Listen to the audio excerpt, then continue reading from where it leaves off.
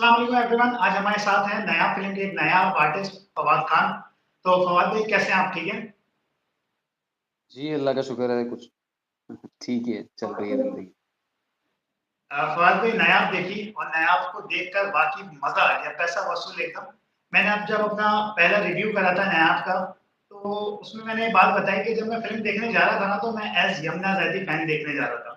लेकिन जब मैं वापसी थिएटर से निकला ना, तो मैं एक बंदे का फ़ैन नहीं बल्कि पूरी कास्ट के साथ-साथ फवाद खान का एक बहुत ज़बरदस्त वाला फ़ैन बन गया क्योंकि उनकी एक्टिंग ने मेरा दिल जीत लिया। तो कुछ बताएँ नायाब के सफ़र के बारे में? बहुत-बहुत शुक्रिया very nice of you to say that, thank you so much. Nayab का सफ़र बहुत अच्छा था, बहुत मज़ेदार था। नायाब कैसे शुरू हुआ सिलसिला उमैर नासिर ने मेरा काम पहले से देखा हुआ था, जो डायरेक्टर हैं।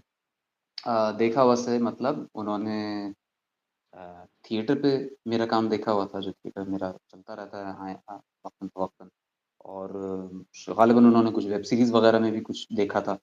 अ, और उसके बाद इन्होंने अप्रोच किया था and this is even before covid. Uh, उस वक़्त इन लोगों ने स्क्रिप्ट का अर्ली ड्राफ्ट्स लिखे थे और उस वक़्त उन्होंने अप्रोच किया था। उस वक़्त दे डिडन्ट इवन नो एग्ज़ैक्टली कि वो फंडिंग कहाँ से आएगी फ़िल्म को बनाने के लिए। लुकिंग कि अब किसी तरीके सो उन्होंने मुझे ये पिच किया था एंड आई सेड कि I will be very interested. उस वक़्त मुझे फवाद भाई परमिशन आई थी, लेकिन मैंने कहा था कि देखते हैं अभी जब वो बन जाएगी तो फिर देखेंगे। तो फिर वो जब बन गया और फिर वो पहली बार स्क्रिप्ट इवेंचुअली जब शेयर किया गया और फिर उसकी रीडिंग हुई तो सेड यस। फवाद भाई नायाब के अंदर जो एक इमोशनल टच डाला गया है आपके साथ, तो वो काफ़ी ज़्यादा स्क्रीन टाइम मिला फवाद के कैरेक्टर को, अकबर के कैरेक्टर को। तो ये स्क्रिप्ट के हिसाब से ही ऐसा था या फ़िल्म जैसे-जैसे चलती रही अकबर का कैरेक्टर लंबा होता गया और एक इमोशनल अटैचमेंट होती गई अकबर की? नहीं, नहीं ये शुरू से बिल्कुल फ्रॉम द मोमेंट गो ऐसा ही स्क्रिप्ट था। मतलब फ्रॉम द मोमेंट गो से मेरा मतलब जो फाइनल ड्राफ्ट जिसको हम शूट पे लेकर गए, वो ऐसा ही था, शुरू से ऐसा ही था। और उसमें कोई वो नहीं था आई आई थिंक मैं ख़ासा खुशकिस्मत हूँ इस हवाले से कि मुझे ये इतना मेजर कैरेक्टर दिया गया जो कि बड़ी आसानी से किसी भी नामवर शख्सियत को मिल सकता था। जितने भी हमारे नामवर अदाकार हैं हमारे मुल्क में बहुत अच्छे अदाकार हैं, नाम भी रखते हैं और अट्रैक्ट भी करेंगे लोगों को मगर समहाउ उमैर नासिर को लगा कि मुझे ही करना चाहिए। आई एम क्वाइट लकी और साथ में दीगर स्टार्स मौजूद थे, जावेद शेख साहब थे, यमुना ज़ैदी थी, तो उनकी वजह से फ़िल्म को पब्लिसिटी भी मिल गई, पज़ीराई भी मिल गई। हुमायूं नासिर के डायरेक्शन में कुछ इम्प्रोवाइज़ेशन करने का मौका मिला या फिर स्क्रिप्ट के हिसाब से चल रहे थे? मोस्टली हम लोग स्क्रिप्ट के हिसाब से चलते थे। अगर स्क्रिप्ट में कुछ बहुत इम्प्रोवाइज़ेशन बहुत ही मामूली, ना होने के बराबर। जिसे कहें मतलब डायलॉग में इम्प्रोवाइज़ेशन एज़ सच नहीं होती थी। ख़ासा डिस्कशन पहले से हो चुका होता था, रिहर्सल्स हो चुकी होती थी। अगर उसको काफ़ी देखभाल लिया जाता था कि अगर इस जुमले को ऊपर-नीचे करना है तो इसको देख लें। ये पहले आना चाहिए, बाद में आना चाहिए, ये ऑफ लग रहा है या नहीं लग रहा है। तो उसके ऊपर पहले से ही तय हो चुका होता था, ऐसा था नहीं और मतलब बहुत ही मामूली इम्प्रोवाइज़ेशन का कोई ऐसा नहीं कुछ हुआ। फवाद भाई यमुना की एक्टिंग को देखने के बाद तो हम सबको यही होता है कि इनके सारे जो है वो सारे बॉक्सेस टिक नज़र आएँगे, चाहे इमोशंस हों या फिर क्रिकेट का मामला हो। आपके कैरेक्टर के अंदर देखने के बाद इतना मैंने ट्रेलर देखने के बाद एक्सपेक्ट करा था कि फवाद का अकबर का कैरेक्टर काफ़ी स्ट्रॉन्ग होने वाला है। लेकिन इतना ज़्यादा स्ट्रॉन्ग कि आप क्रिकेट भी जब ट्रेनिंग करवा रहे थे यमुना को फ़िल्म के अंदर तो ऐसा लग रहा था प्रोफेशनल कोई फास्ट बॉलर जो है वो ट्रेनिंग करवा रहा है। हाँ, वो एक हल्का-सा एडवांटेज है आई गेस ये है कि हम लोग ज़ाहिर है कराची के लड़के अमूमन क्रिकेट खेलते बड़े होते हैं, तो मैंने भी क्रिकेट खेली है और क्रिकेट का एक अच्छा खासा शौक रहा है एक ज़माने में, तो वो शौक काम आया एक तरह से। तो क्रिकेट की जितनी भी सूझ-बूझ थी कम ज़्यादा जैसी भी और फ़िल्म के लिए ज़ाहिर है कि फिर थोड़ी-सी और जिस कोच के पास यमुना खुद जाती थी ट्रेनिंग के लिए, उनके पास मैं भी गया।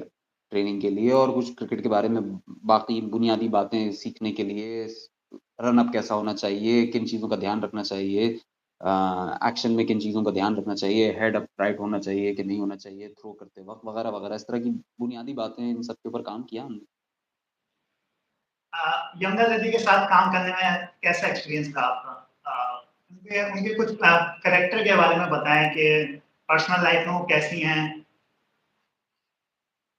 मैंने पहले भी बोला है और I think she is a lovely lovely human being बहुत अच्छी लड़की है और मतलब अब लड़की क्या मेरा तो अब वो अक्का-अक्का ही मुझे बोलती भी है और मेरा भी एक तरह से वो एक चाहते ना चाहते हुए वो एक बहन-भाई का सा रिश्ता डेवलप हो गया of screen so she is absolutely a lovely human being और बहुत सपोर्टिव हैं, बहुत कोई फूफा नहीं है अननेसेसरी, बहुत प्रोफ़ेशनल तरीके से काम करती हैं और जिस चीज़ को इम्पोर्टेंस देनी है, उसको उतनी इम्पोर्टेंस देती हैं। अ, अम, मतलब कई सारे ऐसा हुआ कि प्रमोशन के लिए हमें इंटरव्यूज़ में जाना पड़ा और ज़ाहिर है इंटरव्यू में मेरा कोई नाम नहीं है फ्रैंकली। मुझे थिएटर के सर्कल के अलावा और गिने-चुने लोगों के अलावा मुझे नहीं इतना कोई बेसिकली फवाद भाई जब नायाब के अंदर फवाद खान का नाम आया था, तो सब तो यही समझ रहे थे कि वो वाले फवाद खान हैं। हाँ, लेकिन बाद में सबको पता चला। ये मेरी ज़िंदगी का एक रनिंग जोक है। लेकिन ये कि back to Yamuna I am just saying कि वो बहुत खुले दिल की लड़की है और मतलब स्टार है मगर उसके साथ-साथ she is quite I mean, the fact that she signed this film in which she knew that she was playing a character that was a major character, but it also had other major characters. Sheikh Sahab का भी अच्छा खासा major character है मेरा भी एक major character है and to have that magnanimity to be part of a film and to carry that film along on her shoulders that's a great thing तो आपकी बॉन्डिंग यमुना दीदी के साथ एक भाई-बहन की रिलेशनशिप वाली दिखाई दी। उसमें आप किसको ज़्यादा क्रेडिट देना? डायरेक्टर को, स्क्रिप्ट को? क्योंकि वो बॉन्डिंग ऐसी बिल्कुल रियलिस्टिक लग रही थी। ऐसा नहीं लग रहा था कि आप कोई फ़िल्म वाली कहानी देख रहे हो। आउटस्टैंडिंग बॉन्डिंग थी, अक्का और नायाब के बीच में। एक तो यही है कि मेरे ख्याल में पहली ही जो रीडिंग की गई उसमें मतलब शुरू से ही मैं और यमुना जो है हम दोनों ने साथ में रीडिंग्स करना शुरू की, उसके ऊपर रिहर्सल्स वगैरह का भी सिलसिला रहा। फिर I think Yamuna made a lot more effort lot more मैं इसलिए कह रहा हूँ कि क्योंकि she has a star value she is already established artist, established name तो अ, एक ऐसे शख्स को जो कि इतना नोन नहीं है, उसके साथ वार्म अप होने के लिए आपको डाउन टू अर्थ होना पड़ता है। And she was down to earth from the moment go and she was very welcoming and she knew कि मुझे इनके साथ बहुत सारा काम करना है और बहन-भाई की केमिस्ट्री बहुत ज़रूरी है, तो हमें ऑफ स्क्रीन भी बहुत अच्छे से एक-दूसरे के साथ जेल इन होना पड़ेगा। उसके बगैर वो चीज़ नहीं आएगी। So she worked on it by working on it I don't mean के वो बहुत मैकेनिकली क्लॉक की तरह बैठ के लेकिन ये कि just getting to know each other, breaking the ice, माहौल को लाइट करना जस्ट सो दैट कि भई कोई बातें जो हैं वो खुल के की जा सकती हैं, कही जा सकती हैं, एक-दूसरे के सामने कई सारी बातें हो सकती हैं, वो सब चीज़ एंड फवाद दैट भाई इट आई गेस। फवाद भाई ऐसा है कि थिएटर में जो आपने काम करा, क्योंकि मैंने यूट्यूब पे देखा, कुछ आपके दस्तक वगैरह के 1-2 शोज़ देखे और उसकी उनमें और आपको सिल्वर स्क्रीन में, सिनेमा में कितना फ़र्क रहा? क्या डिफ़िकल्ट है सिनेमा थिएटर से? देखिए, दोनों मीडियम की अपनी-अपनी ज़रूरियात उनके अपने-अपने तकाज़े हैं। थिएटर के अपने तकाज़े हैं, अच्छा काम आप जिस मीडियम में भी करना चाहते हैं, वो टेलीविज़न हो, थिएटर हो, फ़िल्म हो, शॉर्ट फ़िल्म हो, वो मुश्किल है। और मिसाल के तौर पे आप कह सकते हैं कि थिएटर में भई आपको पहले से खासी रिहर्सल करना पड़ती है, उसकी वजह क्योंकि आपको लाइव परफ़ॉर्मेंस करनी है, आपको लाइनें सारी याद होना चाहिए। आपकी आवाज़ जो है वो आखिरी रो तक पहुँचनी चाहिए, उसके लिए आवाज़ की एक ख़ास किस्म की ट्रेनिंग ज़रूरी है, उसके बगैर नहीं हो सकता वो काम उमूमन। फ़िल्म के लिए आपको आवाज़ की प्रोजेक्शन की तो ज़रूरत नहीं है, लेकिन आवाज़ के उतार-चढ़ाव की फिर भी ज़रूरत है, आपको पता होना चाहिए कि आवाज़ का क्या काम है।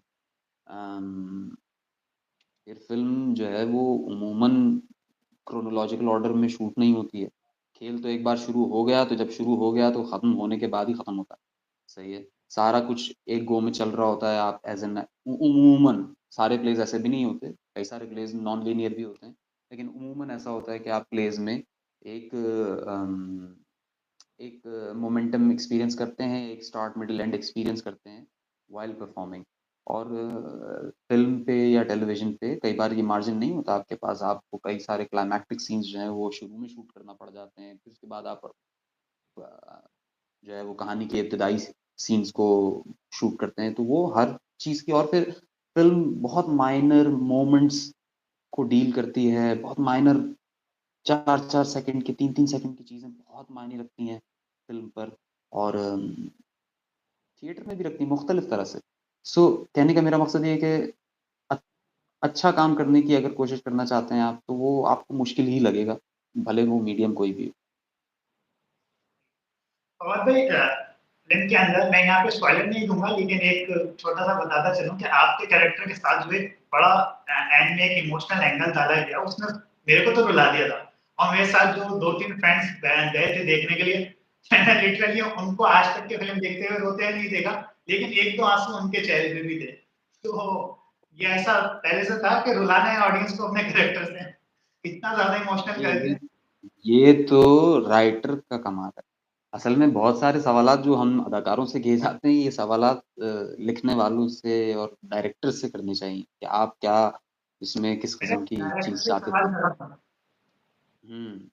तो वो ज़ाहिर है कि वो उनको उनको एक अंदाज़ा तो था कि ये एक क्योंकि हम स्क्रिप्ट रीडिंग जब कर रहे थे तब हमें भी ज़ाहिर है कि हमें भी रोना आया था और वो हमें भी हमारे लिए भी इमोशनल चीज़ें थी और हमें अंदाज़ा था कि ये किस किस्म का रिस्पॉन्स इस पे हो सकता है। तो ये जो कुछ भी है ये राइटर्स के को सेरा जाता है इस चीज़ का। मैं तो मुझे क्या किसी ने बोला कि हाँ, वो अब मैं स्पॉइलर मैं भी नहीं देना चाहता लेकिन ये कि नहीं, एक और ऐसी चीज़ पे उन्होंने कहा कि ये क्या ये आपने कैसे कर दिया? मैंने कहा यार मेरा तो कुछ है ही नहीं इमोशनल इसमें, एंगल लिखा डालने हो। के लिए आपके कैरेक्टर को भी काफ़ी क्रेडिट जाता है क्योंकि आपकी एक्टिंग बड़ी क्लास की थी उस जितनी भी रहा क्योंकि मैंने हुमायूं नासिर से जब मेरी बात हो रही थी, मैंने कहा सर आपने एक टिकट के ऊपर 2 फ़िल्में दिखा दी हैं। एक नायाब की कहानी और दूसरा अक्का की कहानी। असल में अक्का भी नायाब है ना, तो अक्का फ़िल्म नायाब में जो है वो नायाब सिर्फ़ नायाब का नाम के तौर पे नहीं है आई गेस। नायाब जो है वो उसमें कई सारी चीज़ें नायाब, उसमें जो घर है, जो उनकी रिश्तेदारियाँ हैं, जिनका भाई है, वो सब नायाब। और अक्का का तो बल्कि एक जुमला भी आता है कि मैं अपने आप को तुम में ढूँढता हूँ, कुछ इस तरह का जुमला है ना कि मुझे तुम में जी, अपना जी। आप दिखाई देता है। तो थीमेटिकली देखें तो वो दोनों नायाब हैं। हुमायूं नासिर साहब की डायरेक्शन के बारे में हुमायूँ नासिर की डायरेक्शन के बारे में बहुत थोड़े से वक़्त के बाद ही आपको अंदाज़ा हो जाता है कि डायरेक्टर के साथ काम करते वक़्त कि ये कितना समझता है। बहुत छोटी-छोटी चीज़ों से ही मिसाल के तौर पे एक सीन हमें शूट करना था जिसमें कि जो कि एक वो वो एजेंट जो है बाहर भेजने वाला एजेंट जो है, उसके छोटे से दफ़्तर में शूट करना था। तो शेख साहब भी हैं, मैं भी हूँ और वो लड़का फरहान जो नापकई लड़का है वो भी था। तो शेख साहब सीन शुरू होने से पहले बहुत रिलैक्स्ड बैठे हुए थे। तो मैं आके बैठा और मैं अपने ध्यान में सोच रहा था कि मैं किस तरह से ये किरदार बैठेगा और ये वो। तो और उमैर ने बातचीत करना शुरू किया और शेख साहब का ये है कि वो जब तक कैमरा ऑन नहीं होता तब तक वो अपने जो है ना वो अदाकारी के ज़ोन में नहीं जाते। वो क्या उनको पता है कि अब ये कैमरा ऑन होना है, अब मैं कैरेक्टर में हूँ। तो हाँ, वो ज़ाहिर-सी जैसे बात है बैठे थे एक्सपीरियंस तो हाँ, वो ज़ाहिर है एक्सपीरियंस्ड आदमी। तो मैंने जब देखा उनको तो मुझे लगा यार ये जिस तरह बैठे हुए हैं ये जाएगा नहीं सीन के साथ। तो अच्छा उमैर ने भी यही बात एग्जैक्टली पिक करके उनसे कहा कि आप लेकिन ऐसे बैठेंगे नहीं। तो उन्होंने भी कहा हाँ हाँ ऐसे थोड़ी बैठना। अब ज़ाहिर है शूट पे गए तो ज़ाहिर है कि वो वैसे ही बैठे थे जैसे कि उन्हें बैठना चाहिए। सो मतलब कहने का मकसद ये कि ये बहुत विजुअली कि कौन किस तरह से बैठा होगा, कौन कितना फ़ोकस दे रहा होगा, किस बात को, किस जुमले पे ज़ोर देना है, किस लफ्ज़ पे ज़ोर देना है, कहाँ खामोशी ज़रूरी है। इन सब चीज़ों की नॉलेज एक डायरेक्टर को होनी चाहिए और वो उन्हें है। और मैं समझता हूँ कि इस वज़ह से उनके साथ काम करने में भी बहुत डायरेक्टर के साथ एक चीज़ काम करने में एक डिफ़िकल्टी ये आती है कि डायरेक्टर जिस हिसाब से वो जो सीन सोच रहा होता है, वो एक्टर को कैसे पोर्ट्रे कर रहा है, कैसे समझाना चाह रहा है कि यार मैं ये कैरेक्टर इस तरीके से करवाना चाह रहा हूँ। तो उमैर नासिर साहब के साथ कुछ इस टाइप का कम्फर्ट लेवल हो गया था कि वो जो समझाना चाह रहे थे जिस तरीके से बहुत बिल्कुल एक तो ये है कि जो प्रॉब्लम्स अगर होती हैं ना डायरेक्टर्स के साथ, तो वो डायरेक्टर्स के साथ प्रॉब्लम्स होती हैं वेग इंस्ट्रक्शंस की। यानी अगर कोई कहे कि यार इसकी एनर्जी कुछ बेहतर कर दो, अब ये एक बड़ी ही वेग किस्म की डायरेक्शन है, एनर्जी बेहतर करना। इसके बरक्स अगर कोई स्पेसिफिक डायरेक्शन होती है ना, कोई स्पेसिफिक एग्ज़ाम्पल्स होते हैं, यानी कि इस शख्स को डराना है यहाँ पे। अब तो वो बातें उमैर की तरफ से बहुत वाज़ेह क्लियर इंस्ट्रक्शंस के साथ आती। अम, यार ये किरदार किस किस्म का है, बड़ा उसको हमें ठहरा-ठहरा के रखना है। उसे शुरू से ही हमारे जो डिस्कशंस हो रहे थे, तो उसमें बड़ी उन्होंने वाज़ेह बातें की थी कि देखो ये बड़ा ही एक ऐसा आदमी है जिसके मल्टीपल चीज़ें हैं, दबी-दबी चीज़ें हैं, ख्वाब रह गए हैं इसके पीछे, इसके बाप के साथ रिश्ता एक अजीब-सा है, बहुत ज़्यादा ओपन मतलब बहुत खुल के हर चीज़ जो चीज़ बुरी लगती है उसको बहुत खुल के नहीं कहता है, तो वो उन सब चीज़ों का ध्यान रखना है मगर वो अ, एक सटल अप्रोच की तरफ जाने का वो शुरू से ही उनका था। और उसके लिए बहुत वाज़ेह एग्ज़ाम्पल्स वो पेश करते थे कि अच्छा इस चीज़ को देख लो, ये जुमला अच्छा बड़ी जल्दी में अदा कर दिया तुमने, ये देख लो इसको ऐसे थ्रो अवे नहीं कर दो। अम, वो ऐसे कैसे इतनी आसानी से कर देगा, थिंक अबाउट दिस सीन इस सीन का इम्पैक्ट भी कुछ इस तरह का आना है तो वो देख लो। जावेद शेख सर की जो है कैरेक्टर के अंदर मैंने काफ़ी सारी फ़िल्में देखी हैं, उनके कैरेक्टर में होता है कि अब इनको गुस्सा आ ही गया। कैरेक्टर के अंदर जब नज़र आ रहा होता है कि अब बस लेकिन नायाब के अंदर जो है वो बहुत ज़्यादा रिज़र्व है। जब मेरे को लगा कि अब तो जो है ना इस कैरेक्टर को आने वाला गुस्सा और अब जो है ये सारा क्रिकेट का टीम जो है वो सब खत्म होने वाला है। लेकिन बहुत खामोशी से और बहुत काम लेके उनका कैरेक्टर दिखाया गया। ये भी यहाँ पे मैं कहूँगा कि lot of credit goes to the writing of the character as well as the director. और शेख साहब का ये है कि देखें शेख साहब को डायरेक्शन ना भी दी जाए तो वो बहुत अच्छा-सा काम कर देंगे। लेकिन ऐसा होता है कि जिस पाये के वो अदाकार हैं और जितना कई सारे लोग जो है वो उनको उनके पोटेंशियल के हिसाब से पुश करना छोड़ देते हैं। कहते हैं जो मिल रहा है वो अच्छा है तो बस इससे आगे तो उससे आगे कुछ करवाने की ज़रूरत है नहीं। बट उमैर ने उनको ख़ासा इस हवाले से पुश भी किया और मतलब मैंने उनका काम कब से देख रहे हैं हम उनको और अ, मैं इवन फ़िल्म शूट हो चुकी थी उसके बाद अभी थोड़ा अर्से पहले ही हम अनकही देख रहे थे, तो अनकही में एक सीन है शकील साहब के साथ जावेद शेख साहब का वो उसमें इतनी दबी-दबी लेयर्ड बातें हैं और उस तरह की राइटिंग ही कोई नहीं करता कि जिस मुद्दे पे बात हो रही है वो ज़बान पर नहीं आ रहा है मगर बात हो रही है, कन्वे हो रही है और बगैर कहे हो रही है। जो अनकही खेल का नाम सीरियल का नाम है उसके मुताबिक बिल्कुल। और वो उन दोनों ने मतलब दोनों शकील साहब भी क्या ज़बरदस्त अदाकार थे, खुदा उन्हें गरीब से रहमत करे। अ, क्या काम था और कहने का मकसद ये है कि वो लोग इतनी सटलिटी को पिक करने की अभी थोड़ी आवाज़ कम आ रही है।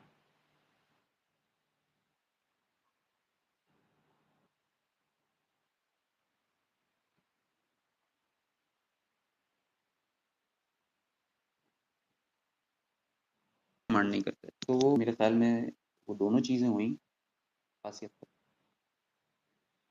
और एक आखिरी सवाल करूँगा मैं आपसे।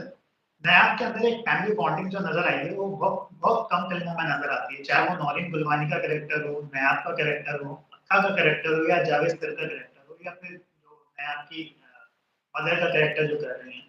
इन सब में से किसके साथ आपको सबसे ज़्यादा कैरेक्टर करने में, एक फैमिली बॉन्डिंग में वाक़ई मज़ा आया कि यार वैसे तो सबके साथ ही बॉन्डिंग नज़र आ रही थी, लेकिन सबसे ज़्यादा किसके साथ मज़ा आया?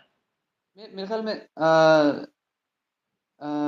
घर के सीन्स में नौरीन और अपना क्या नाम है अपना यमुना, इन दोनों के साथ बहुत ज़्यादा, क्योंकि सीन्स भी इनके साथ खासे ज़्यादा थे मेरे पास, और शायद जावेद शेख साहब के साथ उनका तो स्टारडम भी है और उनके साथ वक़्त भी गुज़ारा। तीनों के साथ ही बहुत मज़ा आया। मगर ये है कि नौरीन को इत्तेफ़ाक भी है, नापा से ही वो भी पढ़ी लिखी हैं, तो वो मैं पहले से जानता हूँ। बाकी यमुना के साथ सीन्स बहुत ज़्यादा थे। फिर ये ये डिसाइड करना भी मुश्किल है कि किसके साथ ज़्यादा मज़ा आया। इनफैक्ट ये ज़रूर कहा जा सकता है कि किन-किन सीन्स में ज़्यादा मज़ा आया। मैं अगर कहूँ, मिसाल के तौर पे वो मैकेनिक शॉप पे जो सीन है, उसमें जावेद शेख साहब के साथ बहुत मज़ा आया मुझे। जो मेरा जो मैं अकेडमी जाता हूँ नायाब की, और उससे मैं मिलता हूँ और हमारी मुलाकात होती है। अ, वहाँ मुझे नायाब के साथ बहुत, मतलब वो एक सीन है जो मुझे बहुत अच्छा लगा था, करने में मज़ा आया था। नौरीन के साथ जो, जिसमें मैं घर पे आता हूँ और हम लोगों का एक झगड़ा होता है पीस के हवाले से, वो सीन, वो सिंगल शॉट था, उसको शूट करने कैरेक्टर के में भी ऊपर मज़ा आया। नौरीन के कैरेक्टर के ऊपर इतनी बात नहीं की जा रही, लेकिन मेरे हिसाब से नौरीन ने बहुत अच्छा काम किया है। नौरीन ने बहुत अच्छा काम किया। Naureen fine actor, definitely, no doubt about. She is a, I mean, काम सीखा हुआ भी है और मेहनत भी ढंग से बेहतरीन तरीके से करती है, और she is great to work with. Yes, absolutely, and very open, very supporting in every way. और देखो नेक्स्ट प्रोजेक्ट के अंदर आपको दोबारा से सिनेमा में देखने का मौका मिलेगा। अभी तो कोई प्रोजेक्ट लाइन में नहीं है। देखिए इंशाल्लाह जो भी आएगा वो देखेंगे। बाकी थिएटर होता रहता है। जो कराची में लोग हैं वो थिएटर देखें ज़रूर आके भाई, हम थिएटर पे भी बहुत काम करते हैं। या वैसे मैंने 2-3 शो देखे दस्तक आपके ना यूट्यूब पे, और देख के बड़ा मजा आया। दस्तक, आपने कौन सा दस्तक के नाम से तो कोई भी हमारा नहीं है। तो दस्तक दस्तक था या फिर एक और डी से कोई नाम था, मैं भूल गया हूँ। यूट्यूब पे एक चैनल है दास्तान गो के नाम से। दास्तान को के नाम। हम चूँकि दास्तान गोई करते हैं, तो दास्तान गो के नाम से वो चैनल है। उसपे हमारी दास्तान गोई की भी कई सारी वीडियोज़ मौजूद हैं, और चंद एक हमारे, एक खेल जो मैंने 2 खेल जो मैंने लिखे थे उनकी भी वीडियोज़ मौजूद हैं। लेकिन ये कि थिएटर जो है वो सही मानों में तो जाके एक्सपीरियंस करने की चीज़ है, लाइव देखने की चीज़ है। वो रिकॉर्डिंग देख लें, रिकॉर्डिंग इज़ नॉट बैड, मगर सही मज़ा तो थिएटर का लाइव देखने में ही आता है, ज़िंदा चीज़ में ही आता बात पे थोड़ा सा ज्यादा टाइम ले रहा हूँ, एक सवाल ज़हन में आ रहा है कि है। हुँ। ऐसा मैंने एक्सपीरियंस करा है अपनी लाइफ में, जो थिएटर से जो एक्टर निकला हुआ होता है वो काफी मंजा हुआ होता है, उसकी एक्टिंग के अंदर काफी रियलिस्टिक चीजें नजर आ रही होती हैं। तो आप थिएटर, इतने पुराने थिएटर के आर्टिस्ट हैं, इस बारे में कुछ बताएं, ऐसा क्यों होता है? ऐसा लाज़मी नहीं है कि ऐसा हो। ऐसा भी हो सकता है कि कोई थिएटर से निकला हुआ है और वो, मतलब सिर्फ़ ये बात कि किसी शख़्स ने थिएटर में काम किया है, ये कोई गारंटी नहीं है कि वो हमेशा अच्छा ही काम करेगा। अव्वल तो लोग थिएटर में भी बहुत बुरा काम करते हैं। तो जो ये नहीं है कि जो लोग थिएटर कर रहे हैं वो बहुत अच्छा काम कर रहे हैं सारे। कई सारे लोग थिएटर में भी बहुत ही फ़ुज़ूल और घटिया और बेकार काम करते हैं, और ये सिर्फ़ मीडियम अपने आप में कोई गारंटी नहीं है कि आपने थिएटर किया हुआ है तो आप बड़े ही अदाकार हो गए। हाँ, ये है कि जिन लोगों ने वक़्त लगाया होता है उनका अ, थिएटर, देखिए, मैंने जब थिएटर से पहली मर्तबा स्क्रीन के लिए काम करना शुरू किया, तो स्क्रीन के मीडियम को समझने में वक़्त लगा। मतलब बुनियादी यही बातें कि यार आप कुछ ज़्यादा हिल-जुल करोगे तो स्क्रीन फ्रेम से ही आउट हो जाओगे। ठीक है ना? ये वाले हाँ, मसाइल थिएटर करने वाले को होते ही नहीं थे, ठीक है ना? तो थोड़ी बहुत मीडियम की समझ की ज़रूरत होती है, बुनियादें तो दोनों जगह पे तकरीबन एक जैसी हैं। अ, बाकी रहा ये कि थिएटर का एक ये भी है कि थिएटर फ़िल्म के मुकाबले में ज़्यादा कदीम मीडियम है। थिएटर की 2500 और ज़्यादा तवील तारीख़ हज़ारों साल की तारीख़ मौजूद है, हज़ारों साल पुराने खेल लिखे हुए मौजूद हैं और उनके मुख्तलिफ़ तरह के स्क्रिप्ट्स मसलन एक बुनियादी बात ये कि 99% काम जो सिनेमा पे होता है, वो रियलिज़्म में ही होता है। थिएटर का 99% काम रियलिज़्म में नहीं होता। इनफैक्ट बहुत सारा काम थिएटर का रियलिज़्म से हट कर होता है और वो एक और तरह की महारत, एक और तरह की स्किल चाहता है और मुझे लगता है कि आप जितनी मुख्तलिफ़ किस्म के कामों को एक्सपीरियंस करते हैं, मुख्तलिफ़ जॉनरास एक्सपीरियंस करते हैं, उतना ज़्यादा आपका काम निखरता है। भले आप फ़िल्म के अदाकार हों, टीवी के हों या थिएटर के।